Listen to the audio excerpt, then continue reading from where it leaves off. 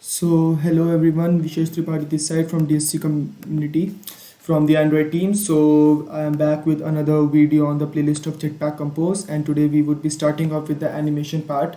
So I hope you must have heard the word animation in your daily life every day.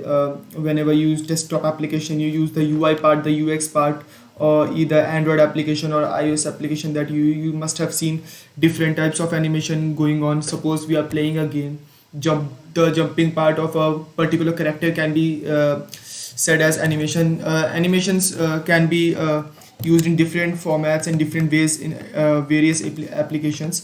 So as you must be able to see the application that we are going to build at the end of this video. So this is the application, and you must be able to see the difference when I'm switching off with the screen home to works part. And the as you must be seeing, the loading asset here is known as the animation. Whenever I click this, the way this opens up is known as animation. And similarly, when I do the edit thing, it's also known as animation. Suppose I go from up to down here, you must have seen that the edit button, the floating button, would change its size. Yeah. And if I remove the study engineering physics task from here, it's also known as animation. I am not removing it right now, as we would be doing that at the end of the video. And one on hand animation that I would be showing you off when I switch from home to work, you must be seeing that the bar is directly getting over to the work part from home. I would just show you how the from home to work I can animate this gesture from going to home to work. Okay, fine. So we can start with the code part. I would just share up my Android Studio. Yeah. So here from the starting, as you all must be knowing, that we define the UI here, the color part. We have defined all the various colors here, as you must be seeing, the purple, black, and all. And similarly, we have defined the theme part from here. You can just directly go to the Android developer site, and you can start download the starter code. And if you are not able to find it, we would just link up the GitHub repo for starter code from our DSC VIT Bhopal GitHub page. Yeah. So yeah, starting up with the part, we would, as I told you, that Jetpack Compose, the composable functions trees up the whole structure. So here you can just think this as a whole tree, where the part we start with home and work would be there, then the bar that at the top, then at the below the weather loading asset, and below that the topics that ones need to cover in the whole day, and at last the task that we need to mark up at the end of the day. So you can even use this as your everyday work application, the to-do task list, you can say like that. Except it has got some basic features. You can link up the weather part with the APIs, and it would update it every time. Right now I have just put up the static data here, so that it's not getting any more complicated.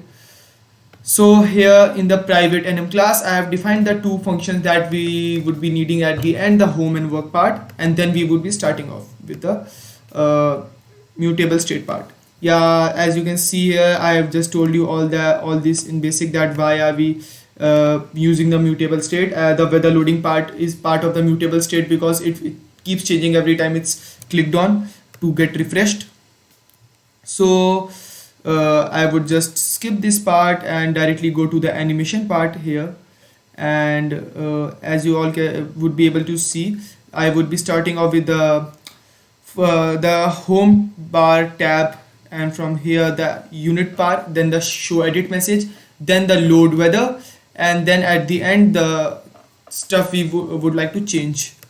So yeah, so starting up with the home button widget. See, whenever we play with Jetpack Compose tools, one thing that is very different whenever we switch from tabs is colors.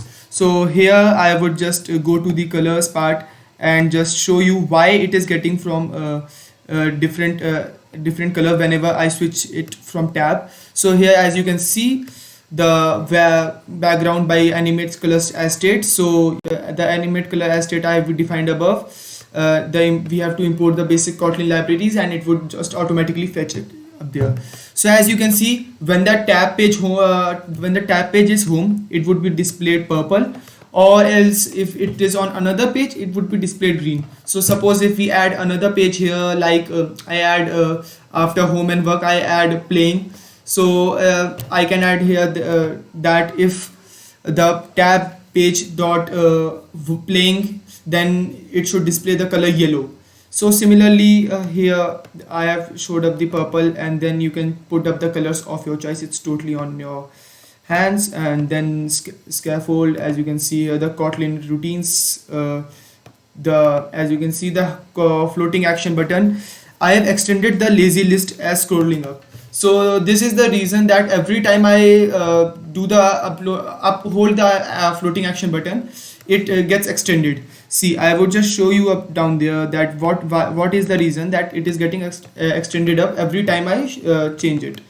So whenever I change the button, if I scroll the content of the app, you know that you all must be noticing that it is getting expanded and shrinks depending on the direction of your scroll.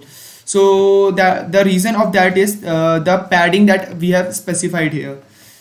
Just going up to the padding part, as you all can see, the padding that we have defined particularly here, that every time that we change the asset of the app from for example, I am going from up to down, it would automatically get adjusted to that. For example, if I search extended for here, you would be able to see that every time, yeah, so you can see so every time the start is 8 dp, and if we go down, it would automatically get increased, and every time we go up, it would automatically get decreased.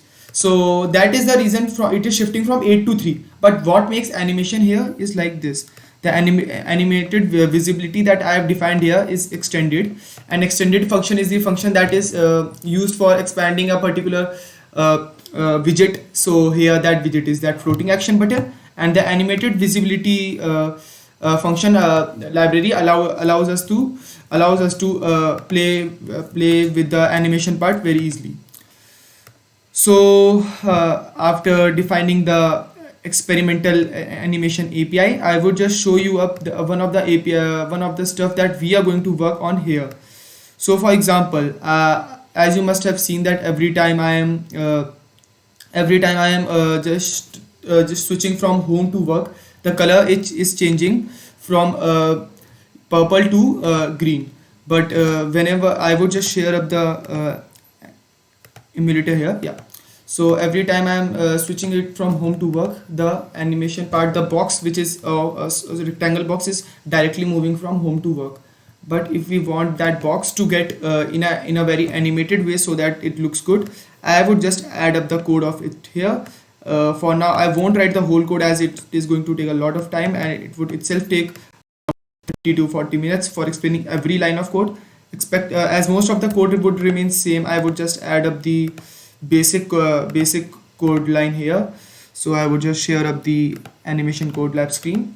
So I have removed the code that was here before, and I would just add up the code that is required for now. And as you all can see that I have just added up the basic code lines that were needed here, and I would just rerun the applications once it has got all the errors fixed up here, and then we would be easily able to catch up with the application.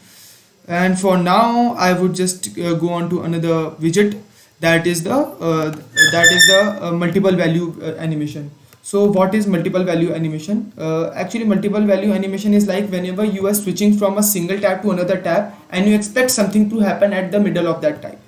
So you can directly just fetch up the data here, and as you can see, the to do animate this change value from that one of the box that we have indicated here, we would just fill up the box from rounded border strokes, and we would be putting up the rounded corner shape as 4 dp. And then going down to the home tab animator, we have imported the image here, and everything else is already defined here. Now coming to the weather row, that every time we refresh it, how the animation would work here. So basically what would happen, every time you refresh it, it would just blink on for black and white for a few minutes, and it would just automatically take up the animations and make it go through, or make it go through all the stuff that is required here. And the animation part would automatically take place every time the duration of the miles is set up. For example, I have set it up here as 1000. If you want that animation of the weather loading asset to be less than 1000, you can put it as 100, or you can just even also put it as 5000. It's totally on your choice, and you can just describe the iteration at which it should work. Every time it should reverse on, and that's it. That is required for the animation part. And coming to how animation actually make your work look more realistic. So it works like that whenever you play on a particular app, you would expect that app to respond on that time. So to make animation more easy, Jetpack Compose comes with most of the built-in animation, or else means there are many times that you have to make your own applications and make the application part itself by your own. But Android Studio gives you the capability to list out the whole animation by your own. So as you can see, as I told you in the beginning, that we would be working on one of the UI by our own, and if I run the application, it would be showing me the changes. So while running up the application, I would just make you quickly go through once again the whole code. So we started off with the animation part, that how animation works in Jetpack Compose, the tree structure, how it animates the whole structure, and how animations would matter. Suppose you want to change the animated state of one, you can directly put the animated state widget there, and you can put it around the widget you need. And after that, you can just import all the libraries you need. As you can see, most of the libraries are already built in Android. Jetpack Compose, the animate color, its animate color as a state. If you remember, the animate color as a state we used in whenever we switch to from purple to green, it contains the color from slowly going from green to purple. But if you directly would have done that, it would just become like a magic stuff that yes, it's a hard coded Android page that directly shifts from purple to green. So that's something a healthy coder never does. It tries to make the application more and more user friendly, and the expanded topic version would also work like that. Every time the application would be running out there, it would just reload the weather part every time you click on the refresh button.